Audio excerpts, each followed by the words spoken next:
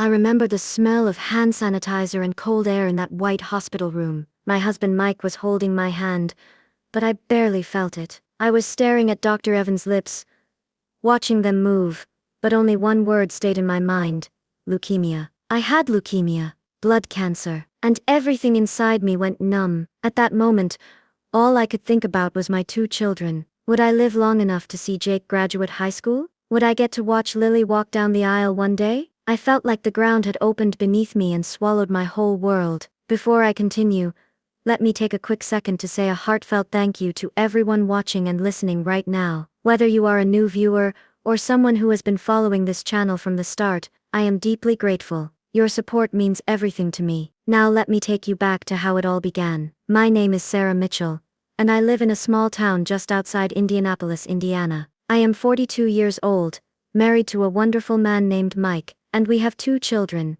Jake, who is 17, and Lily, our sweet 14-year-old daughter. I worked part-time as a school librarian. Life was not perfect, but it was peaceful. We went to church every Sunday, hosted backyard barbecues, and celebrated small wins like they were championships. Then I started feeling tired. At first I thought it was just life catching up with me. Between driving the kids to practice, meal prepping, volunteering at church, and keeping the house together, who would not be exhausted? But this was not regular tired. I would walk from the kitchen to the living room and feel dizzy. I started bruising too easily, and I had this persistent ache in my bones, like my body was crying on the inside. Mike noticed first. He kept urging me to see a doctor, and finally, I agreed. That decision changed everything. I went in for blood work at St. Francis Hospital. Dr. Evans, a calm and kind man with silver hair and wise eyes, called me back 2 days later. He asked me to bring someone with me. I knew that was a bad sign. I knew it deep in my stomach. Sitting across from him in his office, I heard the words that still haunt me. "Sarah, your results show signs of acute myeloid leukemia. It is serious, and we need to start treatment immediately." I felt like my soul left my body. I could not speak. Mike squeezed my hand tighter, but I felt so far away from everything, like I was watching someone else's life fall apart. We left the hospital in silence. When we got into the car, I finally broke. I sobbed. Mike pulled me into his arms, but no hug could fix this. I felt betrayed by my own body, abandoned by God, and scared beyond words. When we got home, I went straight into the bathroom, locked the door, and stared at myself in the mirror. My face looked normal, but inside I was falling apart. My knees gave out, and I slid to the floor. I did not pray. I just sat there in shock. That night, I could not sleep. I lay awake in bed while Mike quietly cried beside me, thinking I did not hear him. I did,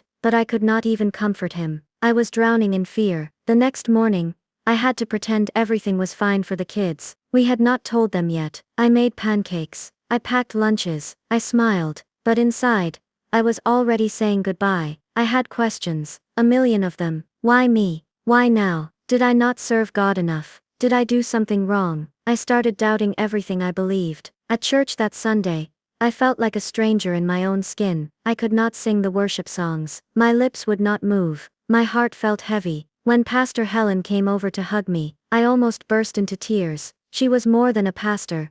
She was like a second mother to me. I had not told her yet, either. I went home and told Mike that I needed to tell someone outside the family. He agreed. I called Pastor Helen that evening, and told her everything. Her voice stayed calm, but I could hear the sadness in it. She asked if she could come over the next day. I said yes. That night, I cried harder than ever before. I curled up in the guest bedroom, and screamed into a pillow until my voice gave out. I kept thinking, this cannot be my story. I do not want to die. I am not ready. But deep inside, I knew this story was just beginning. The morning Pastor Helen came over, the sky was a dull gray, like even the heavens were tired. I had not slept well. My body ached from head to toe, and my heart felt like it was barely beating. I opened the door and forced a weak smile, but Helen saw right through it. She hugged me tight, long and without words. We sat on the couch. I told her everything, how I felt like a stranger to my own body, how the diagnosis had shattered every part of me. I told her about the fear that wrapped itself around my throat every night,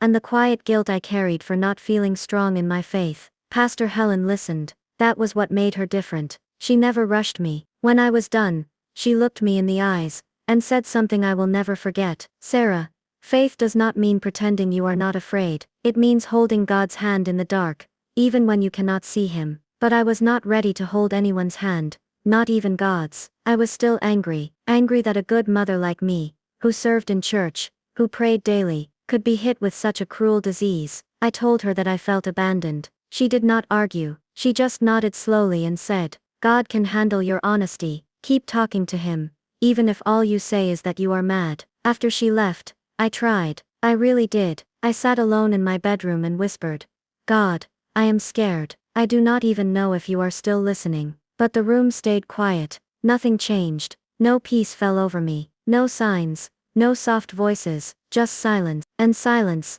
in those moments, felt like rejection. Chemo started 2 weeks later. The hospital became my second home. The first round hit me hard. My hair began to fall out in clumps. I looked in the mirror one morning, and barely recognized myself. I used to have thick golden blonde hair, that my daughter loved to braid. Now, my scalp was patchy and raw, and my face looked pale and sunken. My body was changing, but so was my spirit. I tried to stay strong for my family. I smiled when Mike walked into the room, even though every inch of my body screamed. I helped Lily with her homework, even though I could barely concentrate. Jake would ask if I was okay, and I would lie and say yes, but the moment they were gone, I would curl up in a ball and weep. The pain was more than physical. I missed my life. I missed going to the grocery store without a mask. I missed laughing without pretending. I missed being a woman who had plans for next month, next summer, next Christmas. Leukemia took those from me. And then, something happened that shook me deeper. Her name was Sharon. She was a member of our church, a gentle woman in her early 50s, always full of joy. She had been diagnosed with the same type of leukemia a year before me. We bonded quickly over our treatments, sometimes messaging each other at night, just to say, I am still here. One morning, I got a message from her husband. Sharon had passed away in her sleep. I dropped the phone. My body trembled. If Sharon, strong, faithful and joyful Sharon, did not survive, what hope was left for me? That day, I told Mike I was done. No more chemotherapy. No more hospitals. I was tired of pretending to fight when I felt so ready to give up. He begged me to reconsider. He held my face in his hands, and told me we were not going to lose each other. But I was already slipping away inside. When Pastor Helen heard, she came over again without waiting for an invitation. This time, she was more firm. She brought a bottle of anointing oil and her Bible. She looked me in the eyes and said,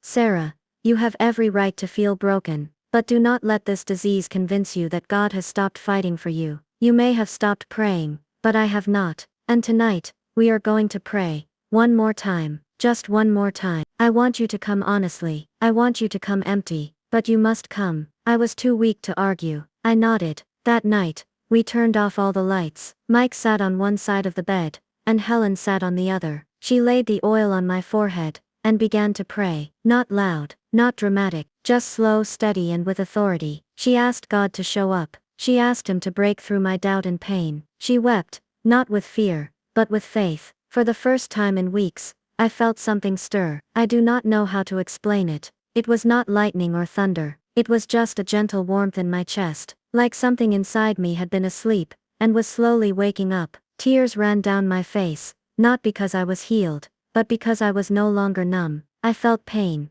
yes, but I also felt hope. That night, after Helen left, I could not sleep. I lay in the dark and whispered, Jesus, if you are still here, please, just show me. I did not expect a miracle. I just wanted to know I was not alone. But what happened next would change everything. The night after Pastor Helen prayed over me, I stayed awake longer than I had in weeks. My body was still weak, but something had shifted. It was not dramatic or visible, but deep down inside, something was different. I could feel it. The hospital had scheduled my next round of chemotherapy, but I had not yet confirmed my attendance. I was torn between surrendering to my weakness and holding on to the thin thread of hope that had returned during the prayer. I told Mike I needed a few days to think. He nodded, though I saw the fear in his eyes. That evening, while everyone else was asleep, I sat in the living room. The fireplace crackled softly. The house was silent, except for the hum of the refrigerator and the ticking of the wall clock. I stared out the window at the stars. They looked small,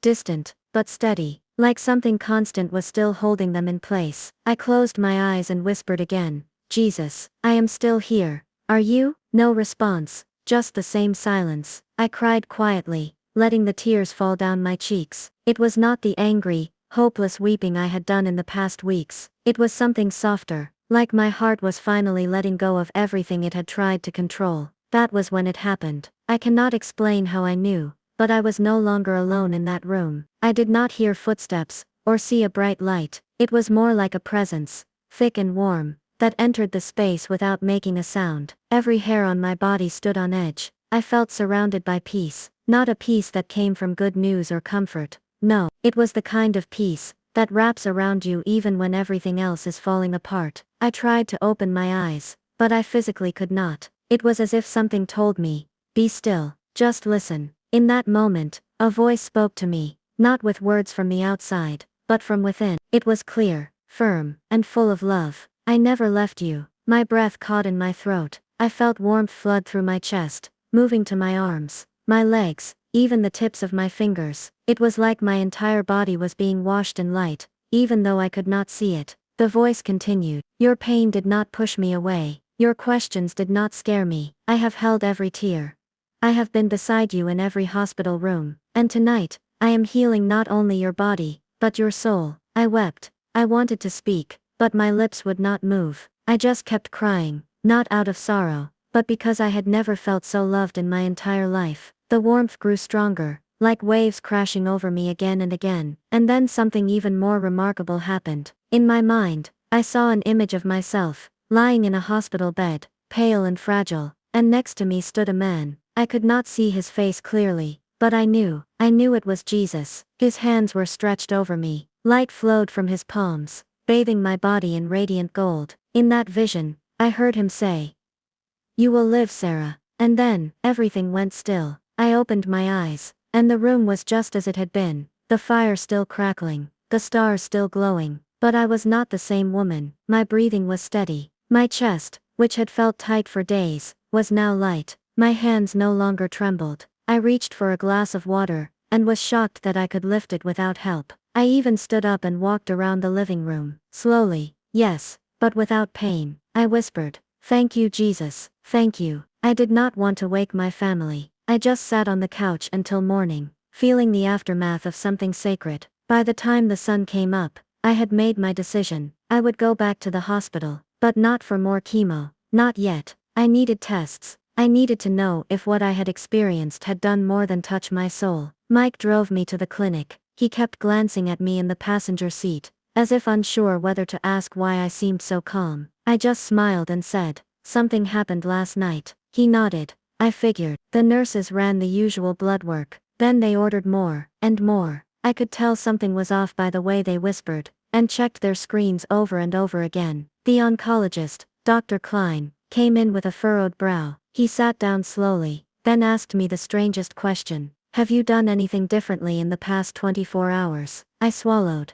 I prayed. He nodded, not sarcastically, but in genuine thought. Then he said, Sarah, the leukemia markers are undetectable. Your blood counts are stabilizing. If I had not been treating you myself, I would not believe these results. Mike sat stunned. His mouth hung open slightly, and tears filled his eyes. I simply whispered, I know. Dr. Klein leaned forward. We are going to run additional scans. We need to confirm, but I need you to prepare for the possibility that what we are seeing here is real. I nodded, trembling. That evening, when we got home, I told my children everything. I told them about the fear, the pain, and how I had met Jesus in the quiet of the night. We sat together, arms wrapped around one another, thanking God for what He had done. I knew we were not fully out of the woods. I knew people would doubt. I knew tests could change, but in my heart, I believed what I had experienced was real, and the next scan would prove it. 3 days after that life-changing night, I sat in the hospital waiting room, surrounded by white walls, the faint scent of disinfectant, and the low hum of other patients' quiet conversations. This time, I was not trembling. I was not afraid. I was at peace. Mike held my hand. He had barely let go of it since we received the initial lab results. His grip was strong, but I could feel the nervous tension pulsing in his palm. I leaned my head on his shoulder and whispered, no matter what they say, we already know. He nodded, though his lips remained tightly pressed together. He was a man of reason and caution, And while he had witnessed my healing with his own eyes, something in him still waited for scientific confirmation. The door finally opened. Dr. Klein stepped in, holding a thick folder in his hand. He gave me a long look, one filled with wonder more than worry. He motioned us into his office. The room was quiet, except for the tapping of his pen against the edge of the desk. He opened the folder and flipped through the papers slowly, almost dramatically. Then he looked up. Sarah, we ran every test twice: blood work, bone marrow biopsy, imaging. We even sent the results to a second lab, just to be sure. He paused, and I could see something shifting behind his eyes, something far beyond science. There is no trace of leukemia in your system. None. Mike gasped audibly. My hand shot to my mouth, as tears spilled down my cheeks. Dr. Klein continued, his voice softer now. In my 22 years of oncology, I have never seen anything like this. Medically, I cannot explain it, but whatever happened to you that night, I believe it is real. I could not speak, I just nodded and wept. Not tears of fear this time, but tears of pure, overwhelming gratitude. I remembered every painful night, every strand of hair I had lost, every time I had screamed into my pillow. And now, here I was, healed. Not only healed, but renewed from the inside out. Dr. Klein leaned back in his chair and said something I will never forget. You are officially in remission, Sarah. But more than that, I believe you were touched by something far greater than medicine. Mike and I left the hospital in silence, not because we had nothing to say, but because our hearts were too full to form words. We drove straight to the small church, where Pastor Helen served. It was empty that afternoon, quiet and still, but the doors were open. We walked to the altar, knelt, and prayed. Not the kind of desperate pleading prayer I had become used to, but a prayer of thanksgiving, a prayer of surrender, a prayer of worship. I said, Jesus, you came when I was at my lowest. You did not turn away when I was angry or weak. You met me in my brokenness, and healed me. You have given me back my life, and I will not waste it. From that day on, everything changed. I started volunteering at a local cancer support group, not as someone trying to escape death, but as someone who had walked through the valley, and returned to tell others about the light. Many patients cried in my arms. Some were still angry at God, some were just tired. I never pushed my story on them. I simply shared what had happened to me, and I let them take what they needed from it. Some found faith, some found peace, some found peace, some found the courage to face another round of treatment. All of them, I believe, found hope. My relationship with Jesus grew deeper. I no longer saw him as a distant figure in stained glass windows. He had become personal, real, present. He was the one who had walked into my darkest night, and brought healing, not just to my body, but to my spirit. Months passed. I remained in remission. Follow-up scans continued to show clean results. Even Dr. Klein, who rarely spoke of anything spiritual, admitted that my case was unexplainable by modern standards. The story spread quietly. A few local newspapers wrote about it. Some called it a miracle. Others said it was a fluke. But I knew the truth. This was no accident. This was Jesus. People often ask me if I still fear the cancer returning. The answer is simple. No, because even if it did, I know who holds my life in his hands. I do not live in fear anymore. I live in faith. My children saw the transformation in me. My husband, who once clung to logic, began attending church with me every Sunday. And Pastor Helen, well, she became like family. A spiritual mother, who reminded me often that prayer is not a last resort, it is a first response. Looking back, I understand now that my battle with leukemia was not just about my body. It was about my soul. It was about stripping away everything I once leaned on, so I could finally fall into the arms of the only one who could truly save me. I stand here today, not just as a survivor of cancer, but as a living testimony of Jesus Christ's love, mercy, and healing power. To anyone listening who feels forgotten, broken, or beyond hope, I want you to know this. Jesus sees you, Jesus hears your cry, and he is never too far to reach you, even in the middle of the night, when you think you are alone. I am Sarah Mitchell. I was diagnosed with leukemia. I was healed by prayer, and I met Jesus on my living room floor. He is real, and he still heals.